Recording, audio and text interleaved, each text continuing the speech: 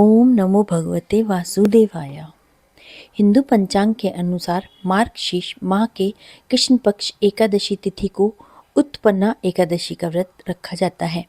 इसी दिन श्री हरि और माता लक्ष्मी जी की उपासना की जाती है। व्रतों में सर्वाधिक महत्वपूर्ण एकादशी का व्रत होता है। एकादशी का नियमित व्रत रखने से मन में चंचलता समाप्त होती है और धन आरोग्य की प्राप्ति भी होती है। वहीं पे उत्पन्ना एकादशी का व्रत आरोग्य, संतान की प्राप्ति और मोक्ष के लिए भी शुभ माना जाता है। यह मार्गशीर्ष कृष्ण पक्ष की एकादशी तिथि को रखा जाता है। मौसम तथा स्वास्थ्य की दृष्टि से ये महीना बहुत ही ज़्यादा उपयुक्त माना जाता है। इस बार उत्पन्ना एकादशी का व्रत किस दिन रखा जाएगा? 14 को या 15 नवंबर को या 16 नवंबर को, ये स्थिति बहुत ही ज़्यादा बनी हुई है। तो अब हम इसी पे बात करेंगे। उत्पन्ना एकादशी 2025 की तिथि।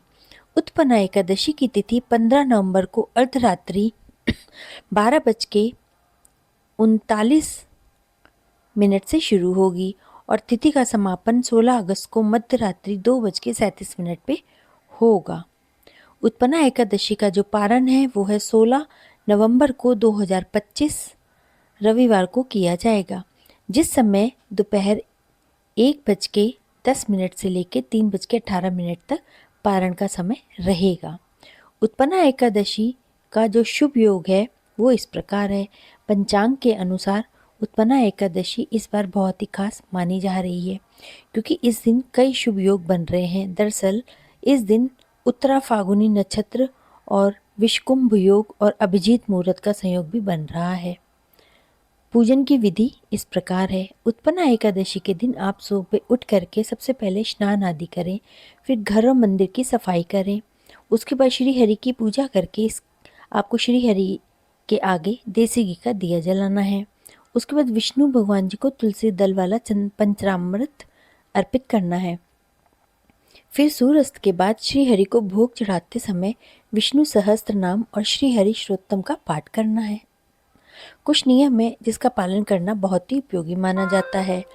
बिना किसी नियम के आप व्रत नहीं रख सकते हैं।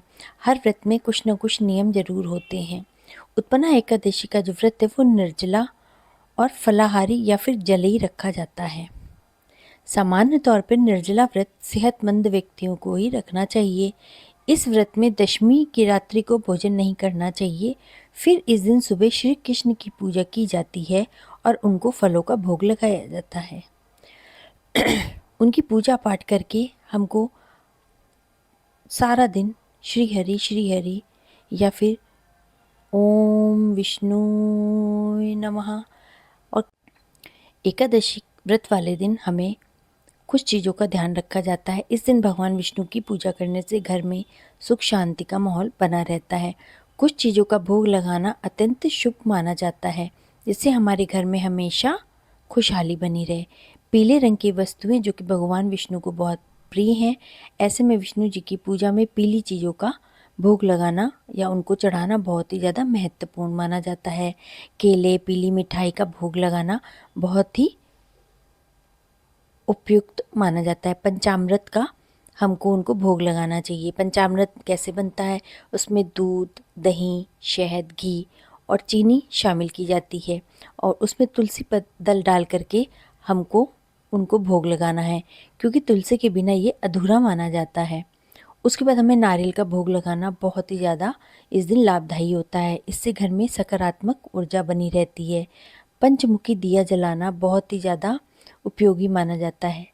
विधान है कि हम उत्पन्ना एकादशी पे पंचमुखी दिया जलाएं तो हमारे घर में हर तरफ से सुख और समृद्धि आती है और हमको पांचों मार्गों को पाने के लिए और अपने जीवन के सारे दुखों को दूर करने के लिए पंचमुखी दिया जलाना बहुत ही उपयोगी है।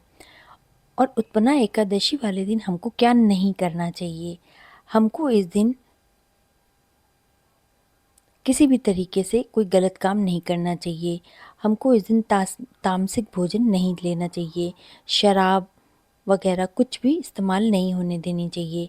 लहसुन प्याज का इस्तेमाल नहीं करना चाहिए, अंडा, नॉनवेज ये सब नहीं। उसके बाद हमें इस दिन किसी की बुराई नहीं करनी है और ना ही किसी की निंदा करनी है। इस प्रकार से हमको दान दक्षिणा भी ज़रूर करनी है। भजन कीर्तन करते हुए, हमको पूजा करते हुए सारा दिन व्यतीत करना है। इस दिन हमको गरीबों को धन और कपड़ों का दान देना है।